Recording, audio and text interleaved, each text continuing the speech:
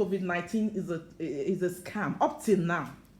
COVID-19 is not a scam, it's real. This disease is real, SARS-CoV-2. And the better for us to get ourselves to wake up to realize that it is true, the better for us. And it means that if you present early presentation can actually stop the complications of this virus. It means if you present early, treatment will be simpler, treatment will be good, and it will be faster, and then the person can actually get back to his normal life. Unlike when somebody hides it and then now becomes so severe, and then will now be requiring some oxygenation, and as well those pictures that we see in advanced countries. Now, secondly, sir, where do you draw the line between malaria and this COVID-19? So there is a two distinct stuff, because symptoms can look a little bit similar, but they are all different.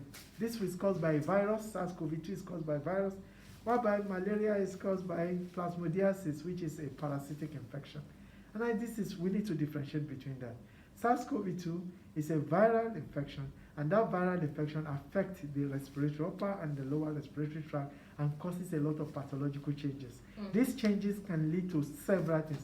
One is that somebody may lose the ability to smell, can lose the ability for taste, with different type of taste. The individual can even have some problems with the ears, even going into the upper respiratory tract, which will now lead to some form of cough and all those things and the rest. That can now go down when it becomes so long, and then go and meet the lungs. And when it is in the lung, of course, it means that the perfusion of the lungs will be reduced, leading to the person. What do you say about patients with underlying health condition? Due to they are afraid to come out?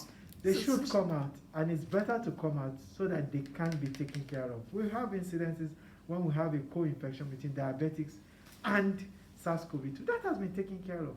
Treatment can actually go pari passu, and the person can actually get back to his life at a quickest time. How do you think we can tackle stigmatization? Stigma is a very between big problem. Keeping social distances and stigmatization. What's the difference? Stigmatization is a big problem, and I think all of us have to come together and solve this problem. This is not a problem that the only healthcare giver can solve. This is not the problem that only the society can solve. Everybody has to come together, and there should be that interface between the healthcare personnel and the society itself. Look at the way we are talking. Yes, we are talking now because this is it. We're all in the epicenter.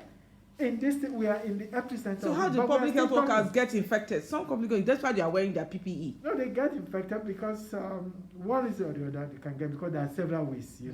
There may be a break in the chain of transmission, and if there's a break in the chain of if you can break the chain of transmission, you can actually stay safe. But somehow, having COVID-19 is not a death sentence.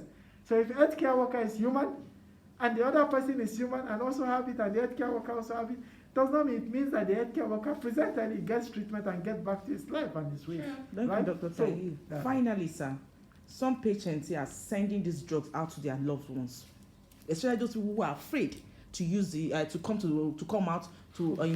That's a whole new dimension. What do you have to say about that? They do like self-treatment at home. They go and buy the drugs. Some bought it that is not even up to 5,000 naira. All the drugs, medication, give it to us here. What do you have to say about this? That is totally wrong, and nobody should actually do that. Let anybody that have come to the treatment center, and because when we talk about the management of COVID-19, it's not about the drugs alone. It's not about drugs. It's about the total package of management.